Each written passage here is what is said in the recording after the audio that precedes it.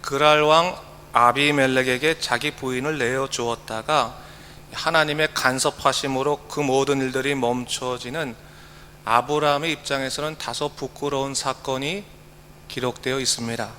사실 아브라함은 이미 창세기 12장에서 애굽의 바로가 그의 부인의 아름다움을 탐할 때 그 목숨이 두려워서 그 아내를 누이라고 말하고 아내를 바로에게 바쳤던 전력이 있었던 사람이죠. 이러한 모습은 남편으로서 참 비겁한 모습이 아닐 수 없습니다. 하지만 당시 아브라함이 하나님 안에서 온전히 서 있지 않던 자임을 감안해 볼 때 그 연약함으로 그럴 수 있겠다 생각할 수도 있습니다. 하지만 오늘 본문의 정황은 좀 다릅니다. 아브라함이 하나님과 인격적인 관계 속에서 그가 믿음으로 온전히 서 있는 것 같은데, 오늘 그의 모습은 솔직히 신앙인으로서 용납하기 힘든 그런 모습을 보여주고 있습니다. 사실 저도 창세기 강해를 하다가 이 말씀에서 좀 생각이 탁 멈춰섰습니다. 과연 내가 이 말씀을 어떻게 전할 수 있을까? 또 나는 이 말씀을 어떻게 받아들여야 될까 고민이 됐던 것도 사실입니다. 그래서 그 고민 중에 2주간 이 말씀을 묵상하게 됐습니다. 그러다가 아브라함을 부르신 창세기 12장의 말씀서부터 다시 한번 읽어봐야겠다라고 생각하고 천천히 읽던 중에 무언가 제 머리를 스치는 한 가지 생각이 떠올랐습니다. 이는 분명히 제가 창세기 12장에서 말씀을 읽기 시작할 때는 아브라함을 믿음으로 서게 하시는 하나님의 주권적인 역사를 바라보고 있었습니다. 다시 말해 하나님만 바라보고 있었습니다. 그러다가 어느 순간에 제가 말씀을 읽는 동안에 하나님보다는 믿음의 사람으로서 아브라함을, 그 사람 자체를 보고 있는 것을 제가 깨닫게 됐습니다. 아브라함이 참 대단하다. 아브라함과 같은 믿음을 내가 가질 수가 있을까? 그러다가 갑자기 오늘 본문의 말씀 20장의 말씀을 대하고 나니까 너무나 당황스럽고 실망스러운 겁니다. 내가 정말 믿음이 대단하다고 생각했던 아브라함이 정말 이 정도밖에 안 되는 건가? 신앙이 정말 있기는 있는 사람이었는가라고 하는 실망감이 밀려드는데, 그때 제가 든 생각은 내가 성경을 읽으면서 하나님을 바라보는 것이 아니라 어느 순간 사람 자체를 바라보고 있었구나라는 생각을 제가 하게 됐습니다. 우리가 교회를 다니다 보면요, 우리가 영적으로 존경할 만한 믿음의 사람들을 만나게 됩니다. 그럴 때 우리는 자연스럽게 저 사람을 나의 신앙적인 멘토로 좀 삼아야겠다, 영적 멘토로 삼아야겠다고 생각하고 그 사람을 좀 따라잡게 합니다. 그러다가 갑자기 그 사람에 대해서 실망할 만한 사건을 경험하게 되면 정말 당황하게 되죠. 어떻게 믿음의 사람이란 사람이 저렇게 행동할 수가 있지? 그 사람의 삶의 문제가 갑작스럽게 내 신앙의 문제가 되어서, 걸림돌이 되어서 믿음 생활을 잘하던 내 자신이 흔들리게 됩니다. 특히 그 사람이 목사들인 경우에는 더 그런 겁니다. 아니, 목사님이 어떻게 저럴 수가 있지? 라고 생각이 들면서 신앙생활이 흔들리는데, 그러다 보면 교회도 다니기 싫고 신앙생활도 힘들어지게 됩니다. 분명히 믿음은 하나님과 나와의 영적인 관계다, 개인적인 관계라고 하는 것을 알고 있음에도 불구하고 신앙이 흔들려 버리는 겁니다. 사실 오늘 아브라함의 같은 경우가 바로 그런 모습을 드러내고 있다고 할 수 있죠. 믿음의 사람으로 굳건히 서서 부디 중에 하나님을 온전히 영접할 뿐만 아니라 자기와 관련 없는 소돔과 고모라 성을 위해서도 중보기도 했던 그런 신앙적인 사람이 갑자기 이런 일들을 벌일 수가 있을까라고 생각이 들 만큼 당황스러운 상황입니다.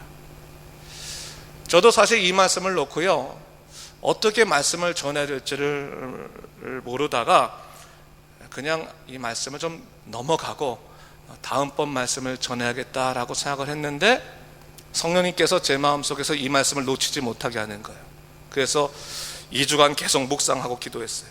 하나님, 제가 이 말씀 속에서 먼저 무엇을 좀 깨달아야겠습니까?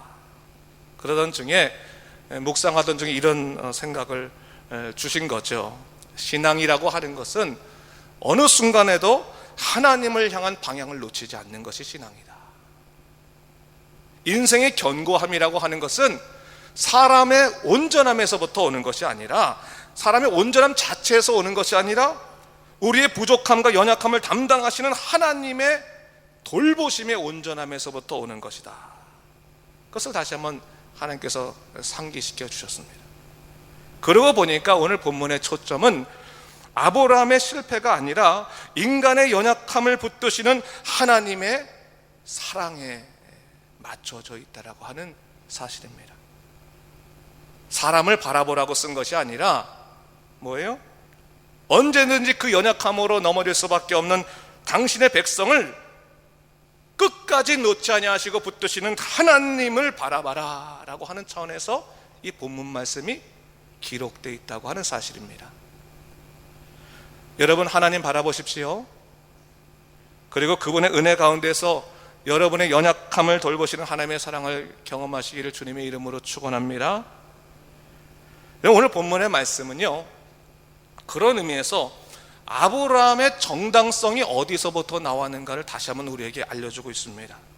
사실 18절까지 오늘 8절까지 본문을 읽었지만 사실은 20장 전체를 다 우리가 봐야 되는 내용인데, 제가 20장 전체를 읽으면서 드는 생각은 아브라함이 잘못을 하고도 끝까지 변명을 하고 있다는 생각을 지울 수가 없어요. 충분한 이유가 있다.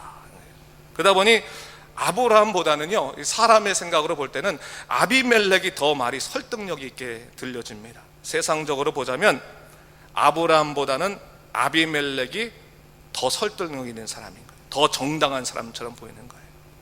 그런데 하나님께서는요, 오늘 아비멜렉이 아브라함의 아내 사라를 취하려고 할 때 그 밤에 아비멜렉에게 현몽하셔서 그를 책망하십니다. 이 아비멜렉이 너무나 억울해가지고 하나님에게 하소연을 하지요. 주께서 의로운 백성도 멸하십니까? 그가 나에게 이는 내 누이라고 하지 않았습니까? 그 여인도 그는 내 오랍이라고 했으니까 나는 온전한 마음과 깨끗한 손으로 이렇게 했습니다 라고 말하는 거예요.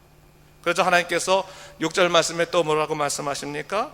네가 온전한 마음으로 이렇게 한 줄을 나도 알았으므로 너를 막아 내게 범죄하지 아니하게 하였나니 여인에게 가까이 하지 못하게 함이 이 때문이다 얘기하셨어요.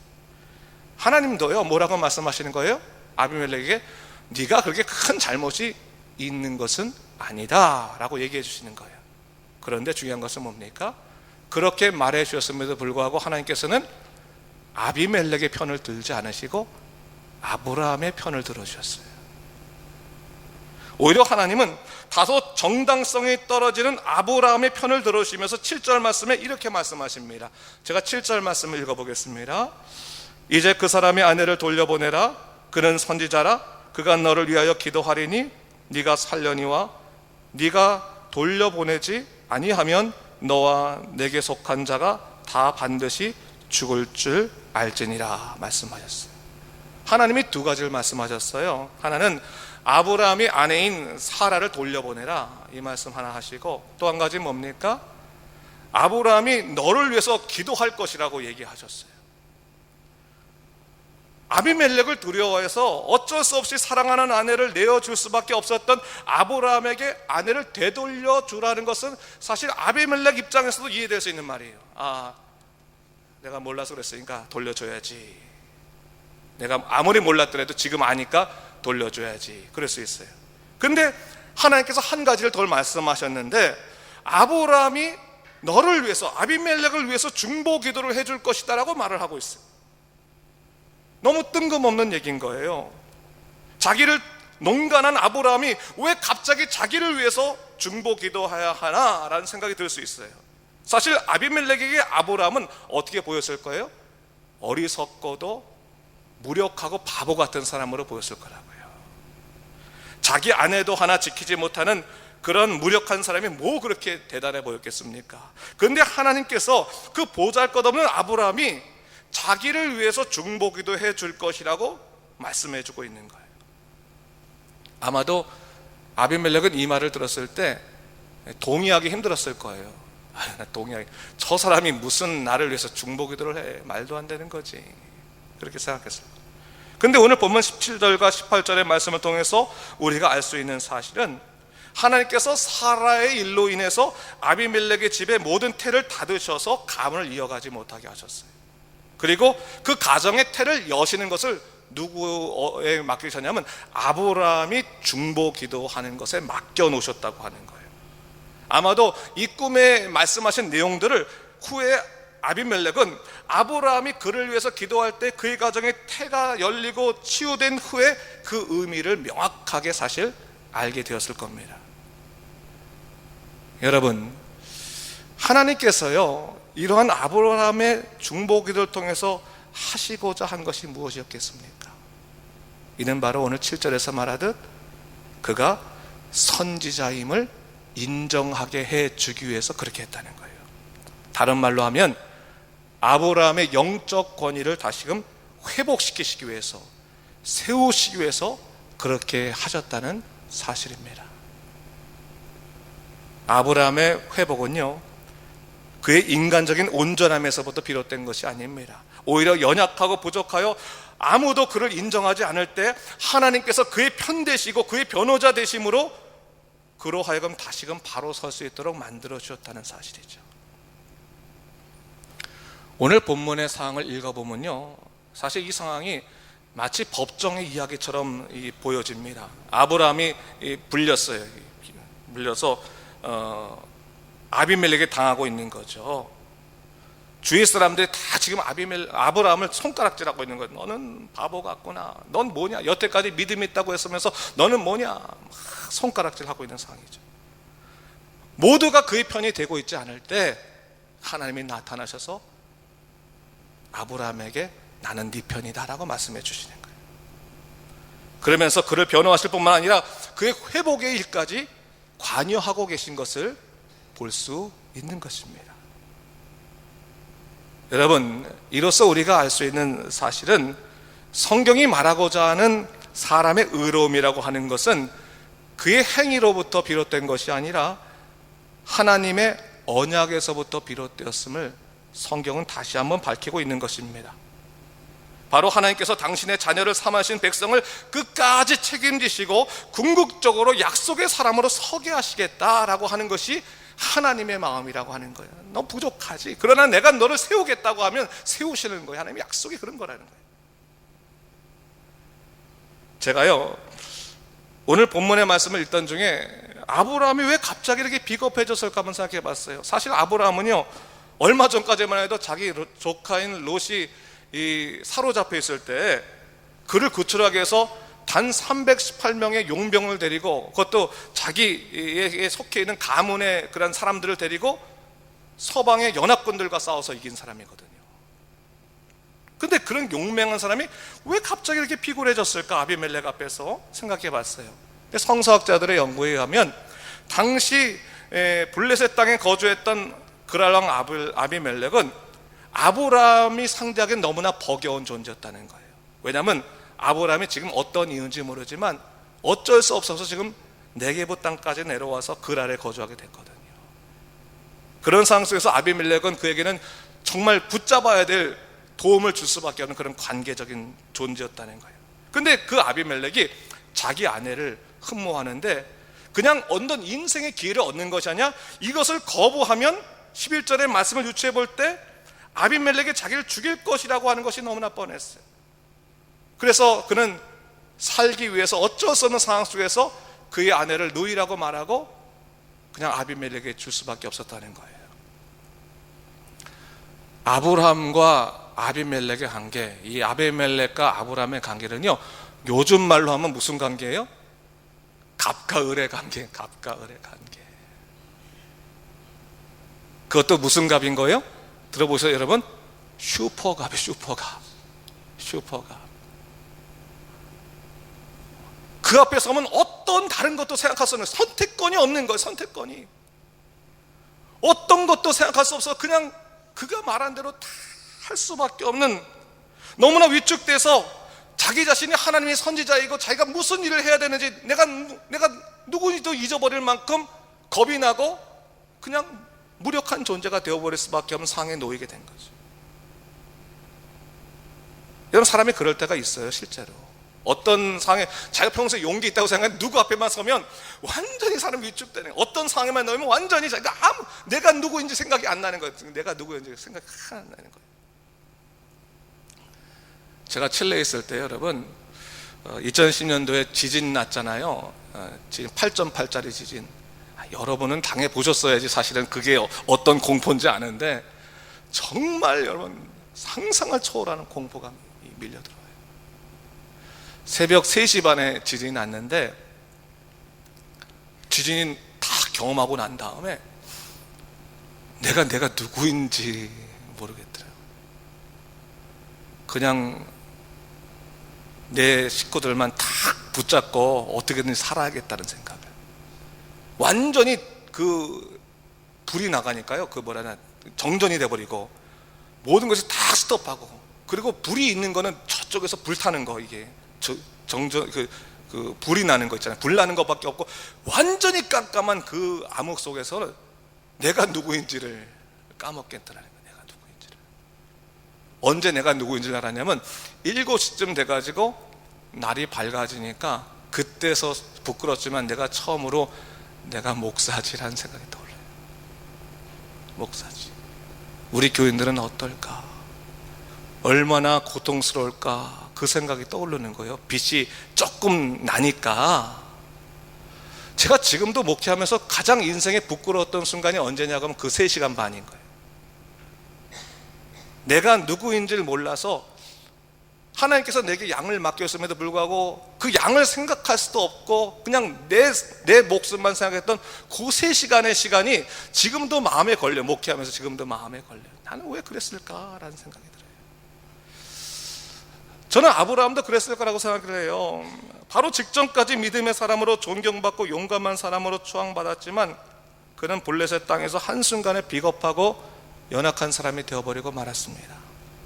하나님을 온전히 의지하지도 못하고 사랑하는 아내를 지키지도 못하는 한심스러운 사람이 되어버리고 만 것입니다.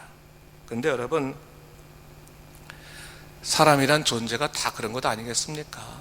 사람이란 존재가 자기가 감당할 수 있는 범위 안에서만 용감하고 신실하고 당당하지 않겠습니까? 저는 아브라함이요, 자기 아내 준 다음에 조금 있으면 제정신 돌았을 거라 생각해요. 제정신 돌아오고 나니까 얼마나 부끄러웠을까. 내가 왜 그 시간에 하나님 믿고 당당하게 기도하지도 못하고 내가 아내를 지킨다고 말도 하지 못하고 그냥 살아남고 생각해서 그냥 내 아내를 줄 수밖에 없었을까. 얼마나 부끄러웠을까, 얼마나 고통스러웠을까 생각을 해보게 됐어요. 아마도 그의 인생에 있어서 가장 치욕스러운 생각이고, 스스로 생각하기에도 그 자신이 정말로 무력하고 사람들 보기에 창피할 정도로 민망한 상황이었을 것이라는 생각을 해요. 여러분은 안 그러세요? 여러분도 자신에게 실망하여 정말 울고 싶을 때가 있지 않습니까? 근데 여러분, 막 울고 싶은데 울 데가 없을 때가 있어. 마음껏 울 데가 없을 때가 있어요. 시인 김환영님이라는 분이 쓰신 울꽃이라고 하는 시가 있어요. 울꽃. 그 시 내용이 이렇습니다. 아주 동시인데 이런 시. 할머니 어디 가요? 예배당 간다. 그런데 왜 울면서 가요? 울려고 간다. 왜 예배당에 가서 울어요? 울 데가 없다. 하나님의 교회는 어떤 교회가 돼야 되는 거예요? 우리들이 속상할 때 가서 울 곳이 돼야 돼. 울 곳이. 하나님은 뭐예요? 우리 인생의 문제에서 어떤 것도 감당할 수 없을 때 울자리가 돼야 돼. 울자리가 돼야 되는 거예요. 오늘 하나님께서요, 아브라함의 울자리가 되시고 아브라함의 울타리가 되셨어요. 전 말이 참 비슷하다고 생각해요. 가장 서럽고 가장 수치스럽고 가장 속상한 그때 하나님이 그의 울자리가 되시고 그의 울타리가 되시고 그의 변호자가 되셨습니다. 한번 따라해 볼까요? 여러분, 하나님은 우리의 울자리시고 울타리십니다. 하나님은요, 아브라함의 문제를 해결해 주실 뿐만 아니라 아무도 아브라함의 영적인 권위를 추락시키지 못하도록 다시금 그를 세워주셨어요. 그분이 바로 우리 하나님이세요. 저는 말씀을 준비하면서요, 하나님이 아비멜렉에게 아브라함을 향하여 그는 내 선지자라 라고 말씀하실 때 갑자기 제 심장이 막 떨렸어요. 감동이 됐어요. 그가 정말로 선지자의 자격이나 있었을까? 그가 정말로 하나님의 일을 대언할 수 있는 사람이었을까? 사람의 눈에는 이미 자격을 상실한 비겁한 자일 뿐 아니겠습니까? 만약 투표를 통해서 그가 선지자가 됐다면 그는 벌써 축출당한 거예요. 공동의회에서 넌 당신 자격 없어, 선지자 자격 없어, 나가, 그렇게 됐을 거예요. 근데 아니, 사람들이 아마 그렇게 말 안 했어도 스스로가 나 더 이상 선지자 못하겠습니다라고 하면서 내려놨을 판이에요. 그런데 하나님께서 그의 변호자가 되어주시고 그의 문제를 돌보실 뿐 아니라 그를 친히 선지자라고 말씀하시면서 그의 사역을 이어가시게 하는 것을 볼 수 있어요. 여러분, 하나님은 당신의 언약을 통해서 일하시는 분이시고 한 번 택하신 당신의 자녀를 쉽게 버리지 아니하십니다. 사랑의 아버지신 겁니다.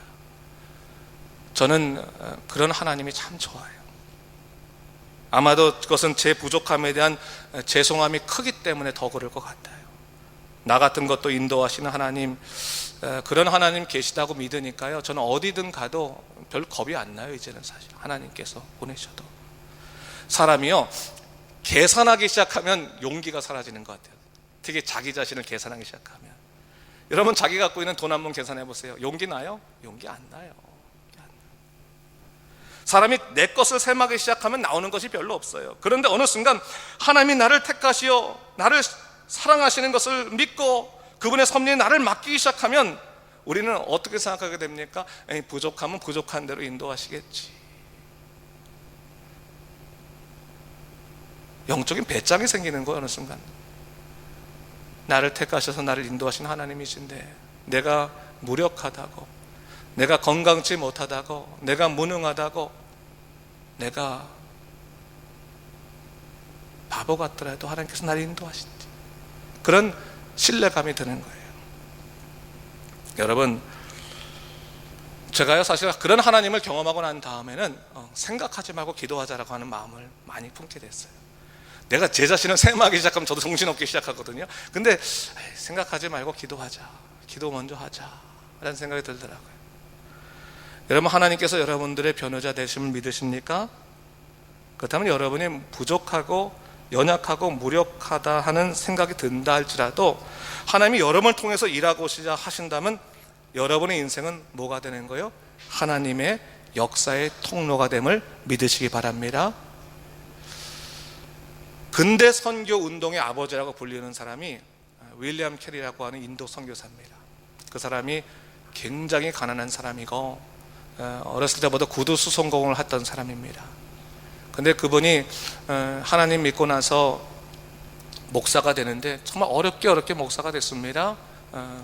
이 학교 다니면서 야간에 공부하고 그러면서 어렵게 목사가 됐어요. 사실 그 당시에는 귀족적이라고 하면 뭐하고 좀 형편이 넉넉한 상황 속에서 이런 사역자가 되는 사람들이 있었고, 그러니까 당시에는 똑똑하고 또 집안이 또 권세 있고 그런 사람들이 신학을 많이 했어요.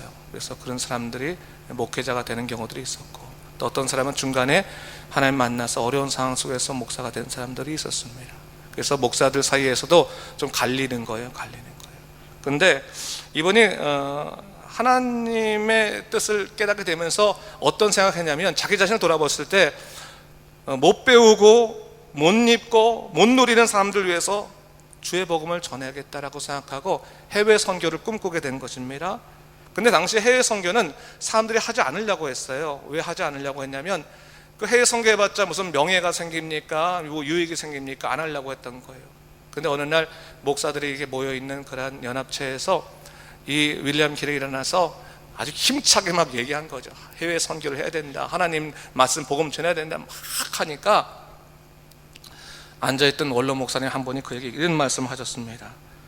여복의 젊은이, 그만 좀 열 좀 내고 앉게나. 만약 하나님께서 이방인들을 개종시키려고 한다면 자네나 우리 도움 없이도 얼마든지 하실 수 있을 거라네 라고 하는 거예요.